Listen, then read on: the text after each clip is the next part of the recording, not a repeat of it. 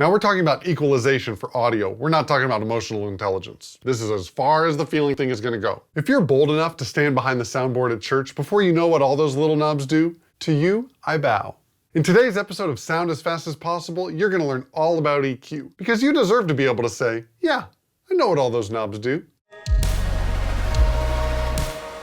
Today we'll uncover the mystery of the equalizer. But first, we've got to get just a little bit nerdy. Don't worry, I'll be brief. After all, this is Sound as Fast as Possible. Sound waves are vibrations that happen over time. The number of vibrations per second is called frequency, and we measure that in hertz, or cycles per second. Musical instruments resonate at a fundamental frequency, which we call the note, as well as multiples of that frequency, which are called overtones. When the fundamental and the overtones are combined with the sound's percussive elements, that makes up the sound's timbre. Yes, it's spelled timbre, but it's pronounced timbre. We're musicians, not lumberjacks. If we played a piano part with just the fundamental frequency, it'd sound a little bit like this. But when we add in the overtones, we immediately recognize it as the instrument that it is.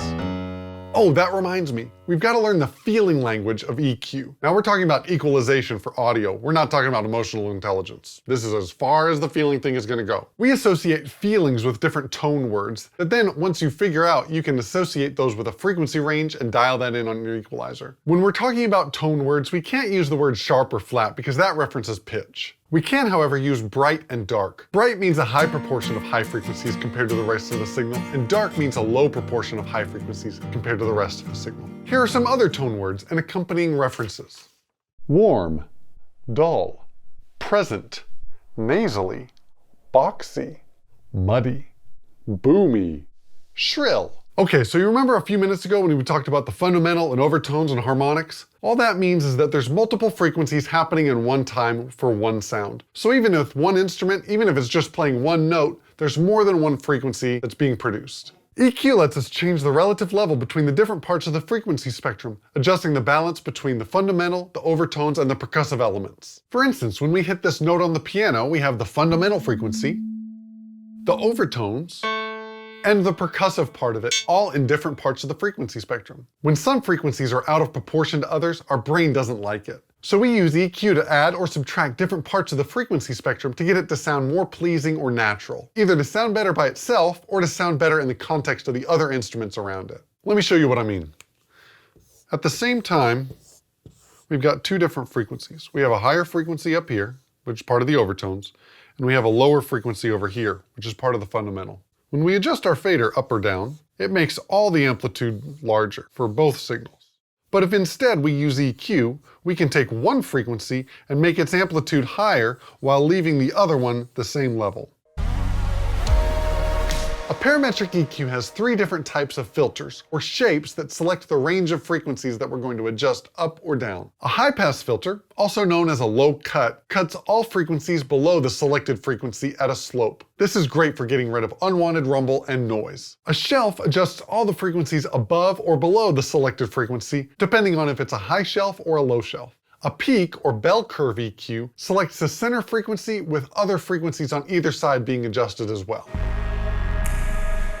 So on a parametric EQ, we have frequency, which selects our center frequency. We have gain, which is how much we turn it up or down. And we have bandwidth, or Q, which is how many frequencies on either side of it are going to get adjusted with our booster cut. Q is some mathematical function that I don't understand, and nobody's ever told me that my mix could improve by understanding more math. Pro tip, use a wider Q when boosting and a narrower Q when cutting. All right, if this is making sense so far, let me know by typing Sound Ninja in the comments below.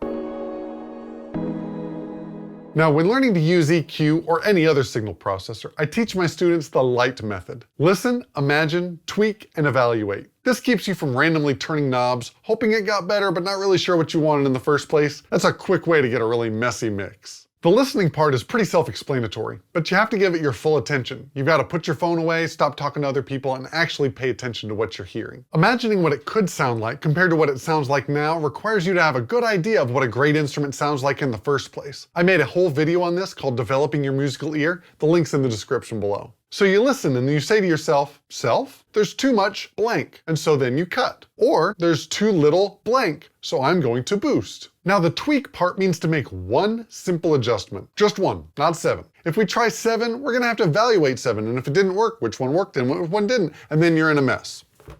Then you evaluate. Ask yourself, did this EQ make it sound like what I was imagining it would sound like? If it worked, great. If not, undo what you did. Don't leave it there and try something else. Really, undo it. So here's why the light method really works. Your ear and your brain are going to adjust to what's normal in a really short amount of time. As you're chopping around at your EQ and making changes, your brain is going to forget what you wanted it to sound like in the first place. You get confused, your brain gets fatigued, and you don't know what you're doing anymore. It's kind of like in the middle of the winter, if it got up to 70 degrees, you'd be like, woo, bust out the shorts and the sandals. If in the middle of summer, the high is only 70, you're like, oh my gosh, where's my parka? With the light method, you keep it simple. You're trying to address one issue at a time. If it didn't work, you try something else after you've undone it. Here's another pro tip. Don't get into the habit of boosting a frequency, sweeping it around to try to find what you don't like, and then cutting it. Now you can do that every once in a while, but when it's a habit, it gets nasty and it actually tricks your brain, because your brain gets used to the new thing that you're hearing. You're hearing all the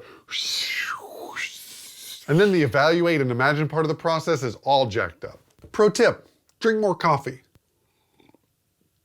It just makes you feel better. So that's how EQ works. Be sure to hit subscribe and ding the little bell to get notified every time I post a new video. Be sure to check out other videos in this series, and we'll see you next time.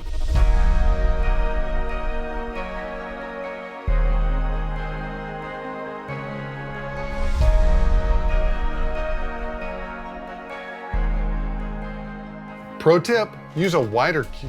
Oh gosh.